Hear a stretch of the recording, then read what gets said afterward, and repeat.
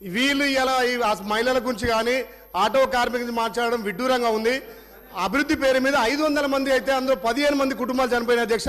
ఇవాళ 3 సంవత్సరాల నుంచి సిఎంఆర్ ఫ్యామిలీ మాల్ ఇప్పుడు మన కేపీహెచ్బీలో ఫిబ్రవరి 10వ తేదీన ప్రముఖ నటి శ్రీలీల గారిచే ఘన ప్రారంభం. 3 సంవత్సరాల నుంచి కనీసం ఉపాధి లేక రోడ్ల మీద అడుగుతుంటారు అధ్యక్ష. అదే గౌరవ మా ఇప్పుడున్నటువంటి మంత్రివర్యులు ప్రతిపక్షంలో ఆటో కార్మికులకు లేవనెత్తితే అప్పుడున్నటువంటి ప్రభుత్వం స్పందించలేదు. మళ్ళీ ఇవాళ మా గౌరవ ముఖ్యమంత్రి కానీ మా మంత్రి కోమటిరెడ్డి వెంకటరెడ్డి గారి ఆధ్వర్యంలో రేపు 11వ తారీఖున మన ప్రభుత్వం కొండపైకి ఆటోలు అనుమతించింది అధ్యక్ష. ఇవాళ 1000 కోట్లతోటి కొండ అభివృద్ధి చేసింది అధ్యక్ష. ఇవాళ గౌరవ మంత్రి కొండ సురేఖ గారి చొరవతోటి పైన డార్మెంట్ రాళ్ళు అదేవిధంగా వచ్చే భక్తులకు ఇలా మన ప్రభుత్వం వసతి కల్పిస్తుంది అధ్యక్ష. మరి ఇన్ని 1000 కోట్ల అభివృద్ధి అని మొత్తం దండుకున్నారు. అక్కడ ఒక వైట్గా పెట్టి వీళ్ళు అడ్డాగా చేసి ఉన్న నిధులను 50% దోచుకున్నారు అధ్యక్ష.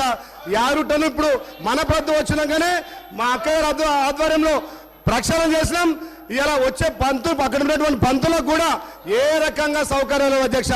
నిజంగా పేరుకే యారుటను అడ్డాగా మార్చుకొని వైటీగా ద్వారా 50% నిధులు కల్వకుంట్ల కవితకు ఇవాళ ఇక్కడ ఉన్నటువంటి జగదీష్ రెడ్డికి పోయినా తప్ప ఎవరి పోరు అధ్యక్ష.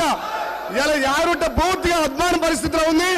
ఇలా మనం వచ్చిన తర్వాత ప్రక్షాళన చేస్తున్నాం అధ్యక్ష. గౌరవ ముఖ్యమంత్రి చొరవతోటి ఇలా యాదాద్రి మళ్ళా పల్లా రాజేశ్వర రెడ్డి గారు అధ్యక్ష